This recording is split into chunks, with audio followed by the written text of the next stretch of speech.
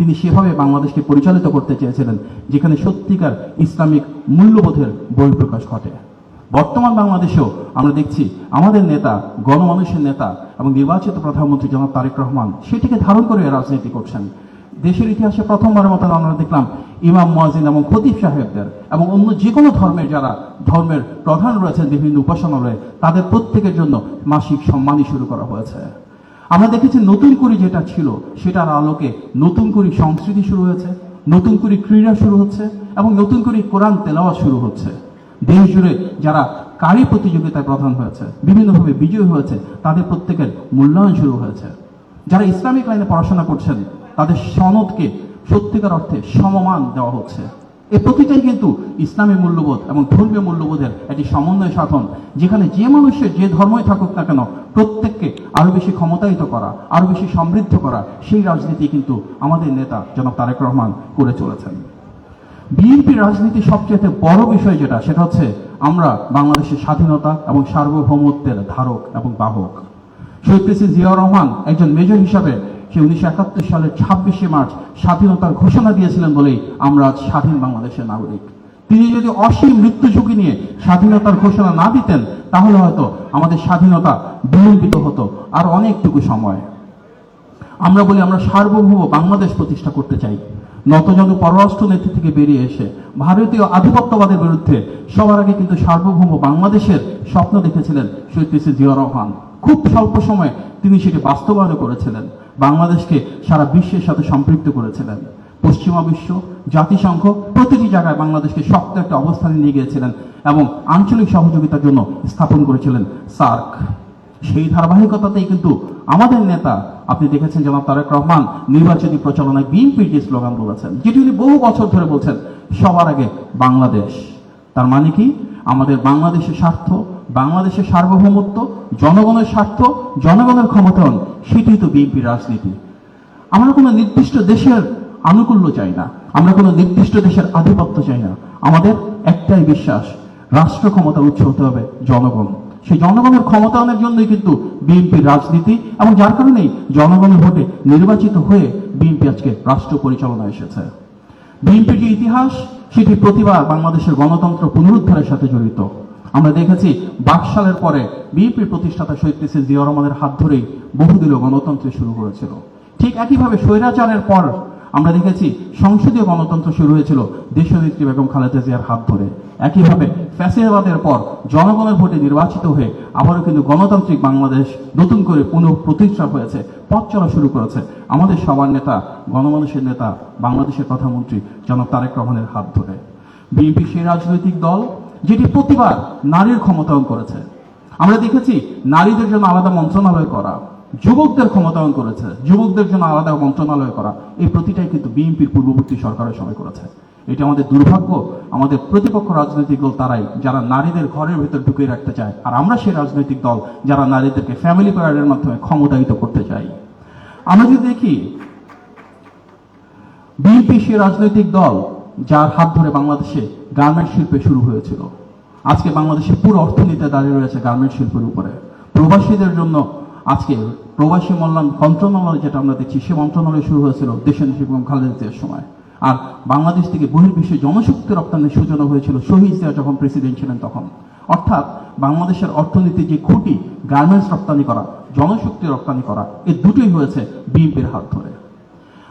প্রিয় ভাই বোনেরা, আমরা যদি সামগ্রিকভাবে চিন্তা করি, পুরো বাংলাদেশের আমাদের যে সত্তা, আমাদের যে অস্তিত্ব, আমাদের যে অনুভূতি, তার প্রত্যেকটার সাথে জড়িয়ে রয়েছে শহীদ প্রেসিডেন্ট জিয়াউর রহমানের নাম, জড়িয়ে রয়েছে দেশনেত্রী বেগম খালেদা জিয়ার নাম, জড়িয়ে রয়েছে বিএনপির নাম। বিএনপি তো সেই রাজনৈতিক দল যারা ঐতিহ্যগতভাবে বাংলাদেশের সংস্কারের ধারক এবং বাহক। শহীদ প্রেসিডেন্ট জিয়াউর রহমান দিয়েছিলেন ঐতিহাসিক 19 দফা। ফ্যাসিবাদের রক্তচক্ষুকে উপেক্ষা করে যখন কেউ ফ্যাসিবাদের বিরুদ্ধে কথা বলে নাই, সেই 2016 সালে দেশনেত্রী এবং খালেদা জিয়া ভিশন 2030 প্রণয়ন করেছিলেন। আজকের বাংলাদেশের সংস্কার নিয়ে যা কিছু আলোচনা হোক না কেন, তার শুরু কিন্তু সেই 2016 সালের ভিশন 2030 থেকে। পরবর্তীতে যেটি আমাদের নেতা জনাব তারেক রহমান 2022 সালে 27 দফা দিয়েছিলেন এবং 2023 সালে যুগপৎ আন্দোলনের শরিক সব রাজনৈতিক দলকে এক করে একসাথে এনে 31 দফা প্রণয়ন করেছিলেন।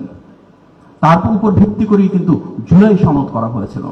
আজকের বাংলাদেশের সংস্কার নিয়ে যা কিছু আলোচিত বিষয়, তার প্রায় প্রতিটা সংস্কারই কিন্তু শুরু হয়েছিল শহীদ প্রেসিডেন্ট জিয়াউর রহমানের হাত ধরে আলোচিত যে 19 দফা, তারপর ভিশন 2030, তারপর 27 দফা, তারপর 31 দফা, তার উপর ভিত্তি করে।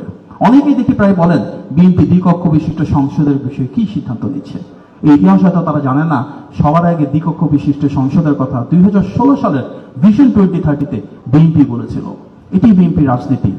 আমরা যদি দেখি সংস্কারের বিষয়ে অনেক অপপ্রচার রয়েছে, কিন্তু বাস্তবতা হচ্ছে আমাদের নেতা বাংলাদেশের প্রধানমন্ত্রী জনাব তারেক রহমান বলেছেন যে জুলাই সনদে বিএনপির যে অবস্থান, নোট অফ ডিসেন্ট সহযোগে যে বিষয়ে যেভাবে সিগনেচার করেছে, ইনশাল্লাহ তার অক্ষরে অক্ষরে বাস্তবায়ন করা হবে। এটাই বিএনপির রাজনীতি, কোনো খেল প্রতিশ্রুতি না। যতটুকু পারবে ততটুকু বলা হচ্ছে এবং ততটুকু অবশ্যই গণমানুষের সমর্থনের মাধ্যমে বাস্তবায়ন করা হবে। প্রিয় ভাই ও বোনেরা, বিএনপির একটা বিশাল গৌরব রয়েছে, সেটা হচ্ছে বাংলাদেশের ইতিহাসে বিএনপি একমাত্র রাজনৈতিক দল যারা ইতিহাসে প্রতিটি পালাবদলে সবসময় নেতৃত্ব দিয়েছে। আমাদের নেতা শহীদ প্রেসিডেন্ট জিয়াউর রহমান 1971 সালে স্বাধীনতার ঘোষণা দিয়েছিলেন, রণাঙ্গনে মুক্তিযুদ্ধ করেছিলেন। বিএনপি মুক্তিযুদ্ধের দল, বিএনপি মুক্তিযোদ্ধার দল, সবচেয়ে বেশি মুক্তিযোদ্ধা বিএনপিতেই ছিল। সুতরাং 71-কে বিএনপি ধারণ করে।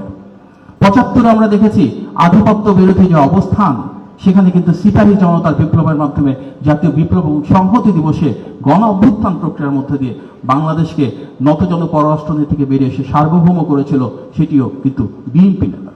সুতরাং 75-এও কিন্তু বিএনপির আমরা দেখেছি সিপাহী জনতার বিপ্লবের মাধ্যমে জনগণের ক্ষমতা নিশ্চিত করেছিল।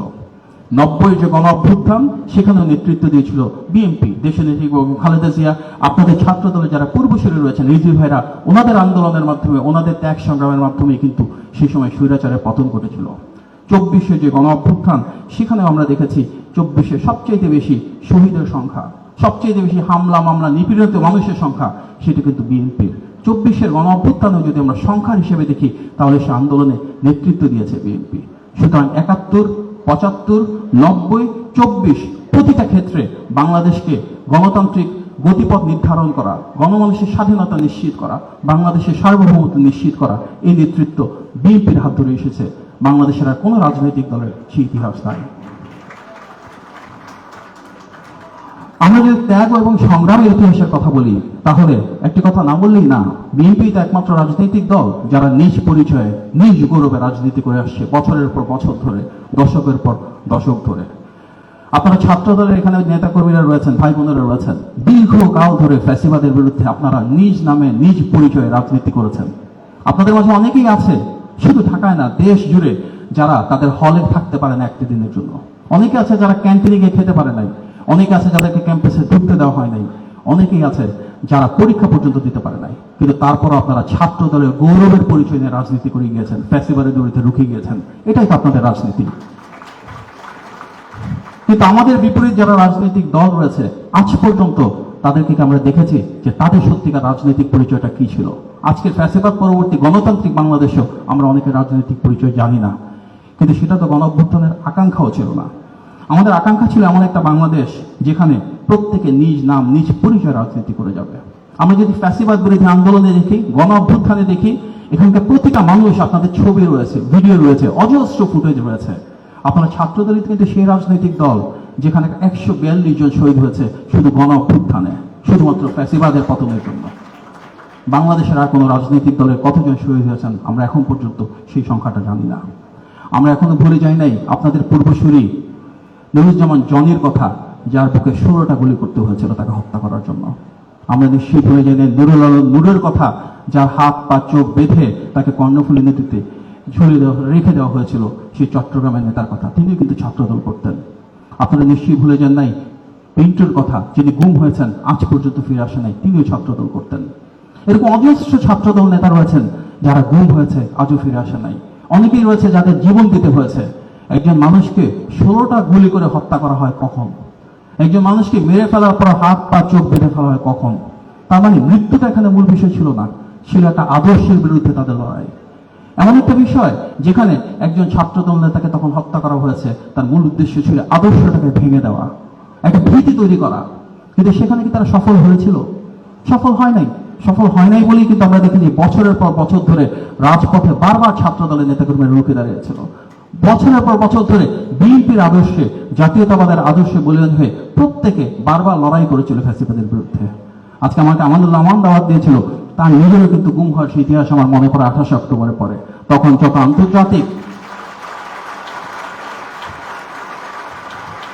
আমার এখনো মনে আছে প্রায় 3 দিন ধরে তার খবর ছিল না। তখন আমার দায়িত্ব ছিল আন্তর্জাতিক সব মানবাধিকার সংস্থার সাথে তার বিষয়ে কথা বলা এবং সরকারের উপর চাপ প্রয়োগ করা। এরকম অনেক ইতিহাস রয়েছে। এই ইতিহাস, আপনাদের পরিবারের যে ত্যাগ, যে সংগ্রাম, অনেক মায়ের যে অশ্রু, এই রাজনৈতিক ইতিহাসে ত্যাগের ইতিহাস বাংলাদেশের আর কোনো রাজনৈতিক দলের নাই। শুধুমাত্র যারা বিএনপির সাথে জড়িত তাদের পরিবারের সাথে রয়েছে। কি অমানবিক বিষয় আপনারা চিন্তা করুন। একজন মানুষ, তার বাবা মারা গিয়েছে, তাকে ডান্ডা বেড়ে পড়ে হয়তো জানাজা অংশগ্রহণ করতে হচ্ছে। একজন মানুষ, তার হয়তো মা মারা গিয়েছে, কিন্তু তাকে জানাজা অংশগ্রহণ করতে বাড়িতে পর্যন্ত দেওয়া হয়নি। বিএনপি সে রাজনৈতিক দল যেখানে ধানের শীষে ভোট দেওয়ার কারণে একজন জননীকে গণধর্ষণের শিকার হতে হয়েছে। এই প্রতিটা ইতিহাস শুধুমাত্র বিএনপি রয়েছে, কারণ বিএনপি সেই রাজনৈতিক দল যার 60 লক্ষ নেতাকর্মীর বিরুদ্ধে মিথ্যা মামলা হয়েছে, কিন্তু তারপরে কেউ ঘরে ফেরেনি ফ্যাসিবাদের পতন না হওয়া পর্যন্ত। আমাদের হাজার হাজার নেতাকর্মী গুম হয়েছেন, শহীদ হয়েছেন, তারপরও কিসের প্রেরণা এই আন্দোলন, কিসের প্রেরণা এই সংগ্রাম? সেটি জাতীয়তাবাদের প্রেরণা, শহীদ প্রেসিডেন্ট জিয়াউর রহমানের প্রেরণা, দেশের নেত্রী বেগম খালেদা জিয়ার প্রেরণা, আমাদের নেতা বাংলাদেশের প্রধানমন্ত্রী জনাব তারেক রহমানের প্রেরণা।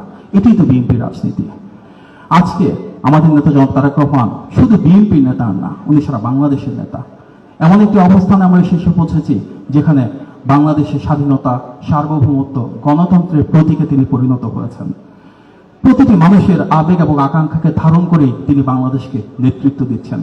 প্রিয় ভাই বোনেরা, আমাদের মনে রাখতে হবে, আজকে আমরা অনেক সৌভাগ্যবান আমরা এখানে এসেছি, কিন্তু আমাদের সাথেই অনেক সহযোদ্ধা ছিলেন, অনেক সহকর্মী ছিলেন, যারা হয়তো এই ফ্যাসিবাদ মুক্ত বাংলাদেশ দেখে যেতে পারেন নাই। তারা জীবন দিয়েছেন, তারা গুম হয়েছেন। যে মা তার সন্তানকে হারিয়েছেন, কিংবা যে সন্তান তার বাবাকে হারিয়েছে, তাদের জন্য কিন্তু আমাদের দায়িত্ব রয়েছে। আমরা সবাই মিলে একজন মায়ের প্রত্যাশা, সে আকাঙ্ক্ষিত বাংলাদেশটুকু গড়ে তুলতে চাই। সেই বাংলাদেশ যেখানে প্রত্যেকটা মানুষের অধিকার এবং স্বাধীনতা থাকবে, এমন উন্নয়ন হবে যেখানে মানুষের ভাগ্যের পরিবর্তন হবে। এমনভাবে আমরা দেশটাকে গড়ে তুলব যেখানে আইনের অনুশাসন থাকবে, মানবাধিকার থাকবে, বাক স্বাধীনতা থাকবে। আর সেক্ষেত্রে কিন্তু বিএনপির ভ্যানগার্ড হিসেবে সবচেয়ে বেশি ভূমিকা ছাত্র দলের।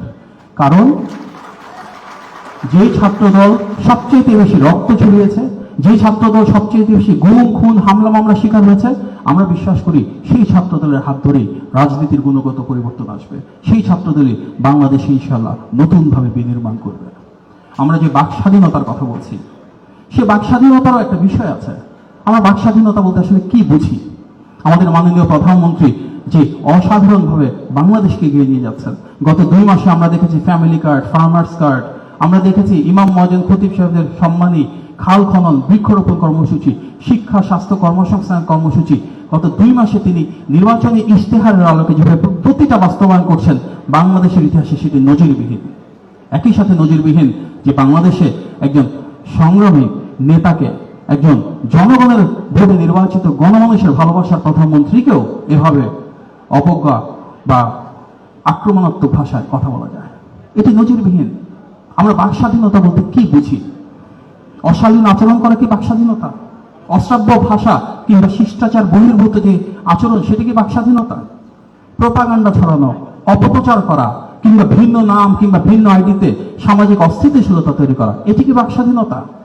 বাক স্বাধীনতা বলতে আমরা সেটাই বুঝি যেটা ন্যায্য, ন্যায়সঙ্গত, সত্য, সঠিক। আমরা আমাদের বিরোধী প্রতিটি রাজনৈতিক দলকে আহ্বান জানাবো, আসুন আপনারা নিজ নামে, নিজ পরিচয়ে সত্যিকার রাজনীতিটুকু করুন, ইতিবাচক রাজনীতি করুন, গঠনমূলক আলোচনা করুন, গঠনমূলক অবস্থান গ্রহণ করুন। অশ্রাব্য কিংবা অশালীন আচরণ করা বাক স্বাধীনতা না। বাক স্বাধীনতা মানে মানুষকে সম্মান জানানো, বাক স্বাধীনতা মানে দেশের জন্য কাজ করা, দেশের মানুষের জন্য সত্য, সঠিক এবং বাস্তব কথাটা তুলে ধরা। আমরা বিশ্বাস করি গণ অভ্যুত্থানের আকাঙ্ক্ষা ছিল সেটি, প্রতিটি রাজনৈতিক দলের ভেতর সৌহার্দ্য থাকবে, সহযোগিতা থাকবে, কিন্তু তারপরেও সেই সৌহার্দ্য এবং সহযোগিতার ভেতর সবচেয়ে বেশি প্রাধান্য পাবে বাংলাদেশের স্বার্থ, বাংলাদেশের সার্বভৌমত্ব। তাই তো আমরা বলি সবার আগে বাংলাদেশ। প্রিয় ভাই ও বোনেরা, আজকে আপনাদের মাঝে আসতে পেরে আমার একটা ভিন্ন অনুভূতি হলো। আমি নিজে ব্যক্তিগতভাবে কখনো সাংগঠনিকভাবে ছাত্রদল করি নাই, কিন্তু আমি যখন আজকে বহু বছর আগে, তখন মাত্র আওয়ামী লীগ ক্ষমতা এসেছিল, আমাদের মাননীয় প্রধানমন্ত্রীর সাথে কাজ শুরু করি। আমি নিজেও তখন ছাত্র ছিলাম। ছাত্র দলের প্রতি রয়েছে আমার একটা ভিন্ন আবেগ, ভিন্ন আকাঙ্ক্ষা, ভিন্ন আকর্ষণ, এবং বলার অপেক্ষা রাখে না। আমাদের প্রতিটি মানুষেরই মনে হয় এই কৃতজ্ঞতাবোধটা থাকা উচিত যে আজকে ফ্যাসিবাদ মুক্ত বাংলাদেশে আমরা যে পর্যায়ে আছি, আমাদের প্রত্যেকের জীবন পরিবর্তন হয়েছে। আমরা প্রত্যেকে আরো বেশি ক্ষমতায়িত হয়েছি রাজনৈতিকভাবে। আমরা প্রত্যেকে একটা নতুন স্বাধীনতা খুঁজে পেয়েছি। তার জন্য এককভাবে সবচেয়ে বেশি ত্যাগ সংগ্রামে ভাষ্য যে সংগঠন, সেই ছাত্র দলের পাশে আমাদের সবসময় থাকতে হবে এবং আমাদেরকে নিশ্চিত করতে হবে এই ছাত্র দিলে হবে আগামীর বাংলাদেশ গড়ে তোলার কাণ্ডারি। এবং সেই বিশ্বাস থেকে আমাদের মাননীয় প্রধান